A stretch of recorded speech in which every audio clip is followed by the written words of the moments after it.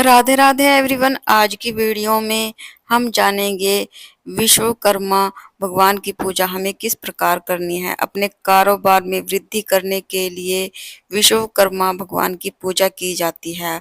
विश्वकर्मा भगवान की पूजा हर वर्ष 17 सितंबर को की जाती है।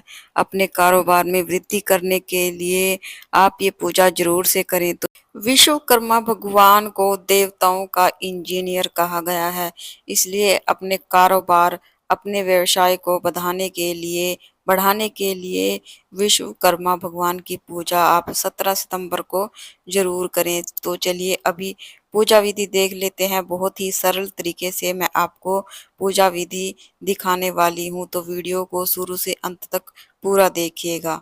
तो सबसे पहले हम उस जगह को अच्छे से साफ कर लेंगे जहाँ पर हम चौकी लगाएंगे।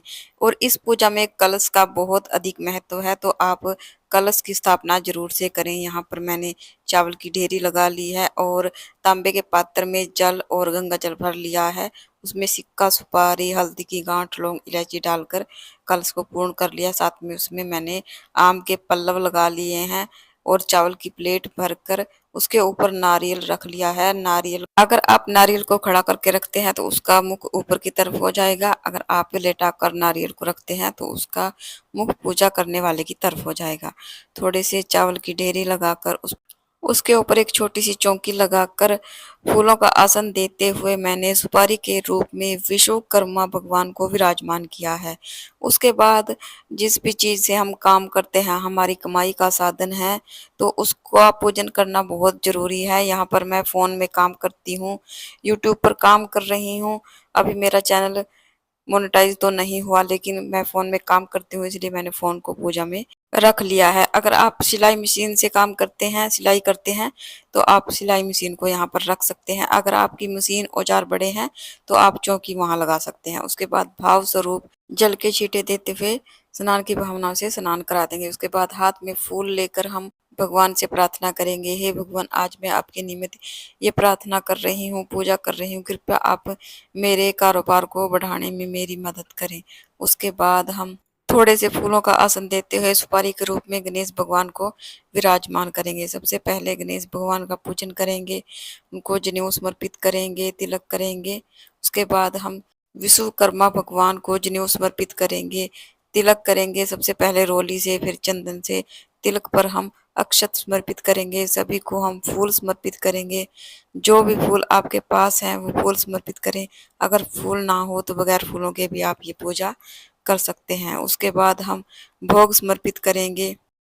उसके बाद हम ऋतुफल का भोग समर्पित करेंगे। साथ में एक जल का लोटा हम समर्पित करेंगे। उसके बाद हाथ जोड़कर सभी से भोग ग्रहण करने के लिए प्रार्थना करेंगे। उसके बाद हम दक्षिणा रखेंगे। दक्षिणा पूजा में रही कमियों को पूरा करती है।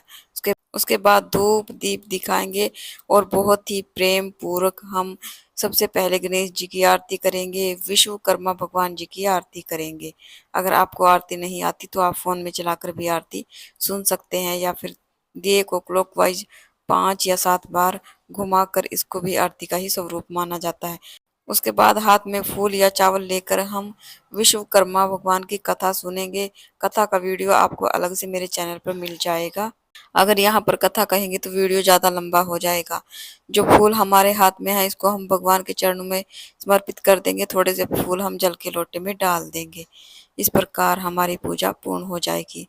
हाथ में थोड़ा सा जल लेकर हम चौकी के चारों तरफ से वार देंगे, अचमनी कर लेंगे। हाथ जोड़कर भगवान से प्रार्थना करेंगे, हे भगवान, अगर पूजा में कोई कमी रही है तो मुझे क्षमा करना और मेरे कारोबार में बढ़ाने में मेरी मदद करना। तो इस प्रकार से हमारी पूजा हो जाएगी। उसके बाद जो भोग प्रसाद हमने चढ़ाया है इसको हम परिवार के सभी सदस्यों में बांट देंगे। पूजा करने के 2-3 घंटे बाद आप चौकी उठा सकते हैं। उसके बाद जो नारियल हमने रखा है इसको आप परिवार के सभी सदस्यों में प्रसाद स्वरूप बांट दें। दक्षिणा आप किसी कुंवारी कन्या को दे सकते हैं या फिर आप मंदिर में भी दान कर सकते हैं। इस प्रकार हमारी पूजा पूर्ण हो जाएगी। अगर आपको वीडियो अच्छा लगे, आपके लिए यूजफुल रहा है, तो प्लीज वीडियो को लाइक कीजिए। और हम महिलाएं घर में तीज त्योहार कैसे करते हैं ये जानने के लिए मेरे चैनल को सब्सक्राइब कीजिए और कमेंट में विश्वकर्मा भगवान की जय ज़रूर से लिखिए। तो फिर मिलते हैं एक और नई पूजा विधि में।